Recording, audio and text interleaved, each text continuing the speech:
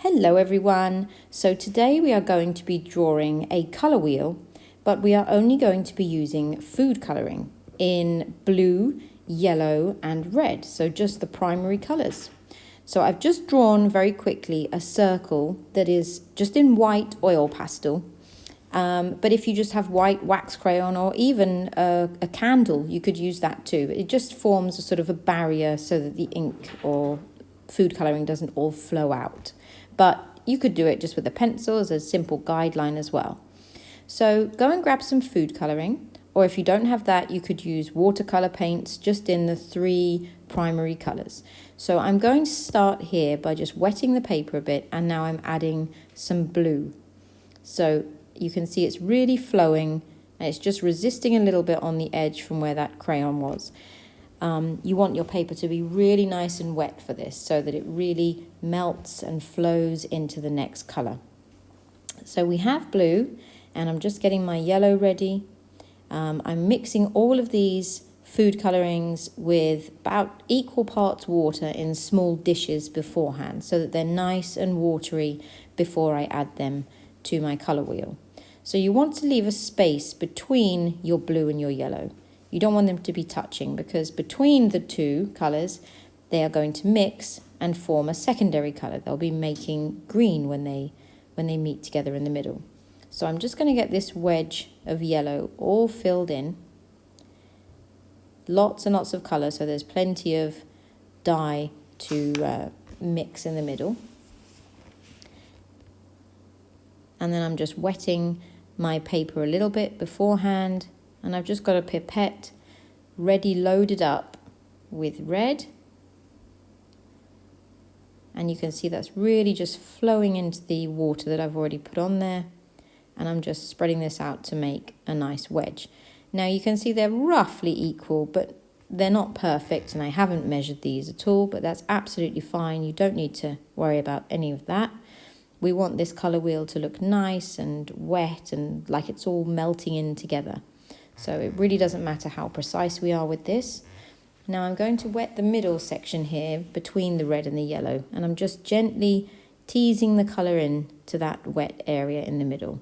I want them just to bleed together so that they can meet in the middle to make orange, which is one of our secondary colours.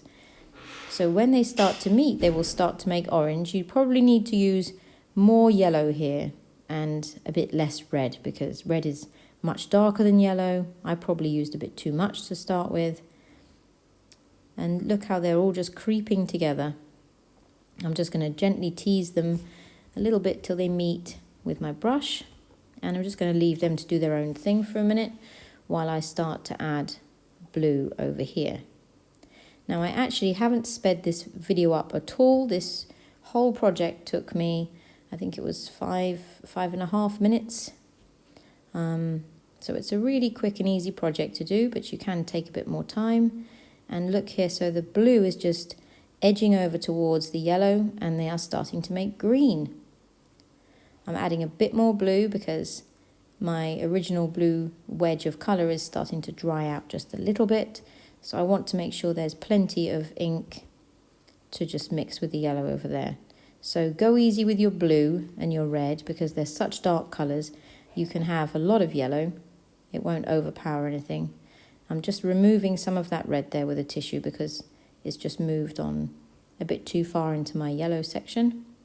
So when you're mixing your colours like this, you're just doing it very gently and then letting them continue to flow. Where you see you've got a bit too much colour, you can just lift some off with a tissue.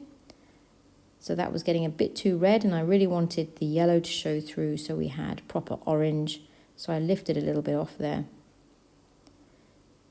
And just lifting off a little bit of that blue so the green can really show through. So have a couple of tissues to hand so that you can just remove any paint that you need to. And as you can see, that started to make a little bit of brown in the middle where I touched those colours together. So just be careful when it comes to the middle part, because those colours will all start to make brown. Now the last section here between the blue and the red will make purple. If I had a slightly more pinkish red, it would have made a more vibrant, sort of true violet-y purple. But this red that I have here is quite an orangish red. It's sort of got orange undertones. So it makes an almost more earthy, plummy purple. But it still works really well. So I'm just gently moving those colours into that water that I've put in the middle section, and then just letting them blend together. You could take much longer over this if you wanted to, paint very precise sections, but I just wanted to try out this technique and see what it looks like when it all blends together. So this is the finished colour wheel. You can see it's really quite wet. The paper's shining, there's so much water on it. So that's the trick, just make sure your paper is loaded up with water and then remove any extra ink that you don't want. Now look how pretty the tissue looks afterwards. I always keep these inky tissues and they're really cool to use for art projects later on. So here is the finished colour wheel when it's dry. I think it looks pretty cool. Before I go, I just want to show you these fabulous artworks. We have so many today, so I'm just going to whiz through them really quick. We have bacteria from Jack. We have some bacteria from Elias, and he also did the test tube and also a really cool robot. These are so great, guys. Benny has done the robots and also Baby Yoda. It's cute, Baby Yoda. Herman has done a strawberry.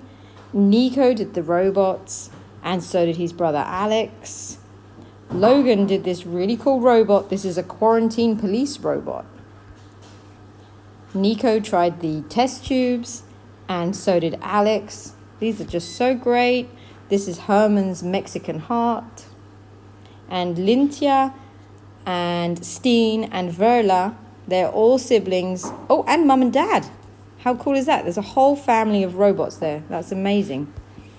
Steen's been trying the bubble letters. And I have some beautiful test tubes here from Cosima and her brother Mika. And over here, Matteo has been doing the flower colour wheel. The leaf colour wheel with his mummy. That's excellent, guys. Well done. And Harvey is joining in all the way from Australia. He's trying out the lion and the coral reef. And Harvey has requested that we draw a Spinosaurus. So stay tuned. Tomorrow we'll be drawing Harvey's Spinosaurus. I'll see you then.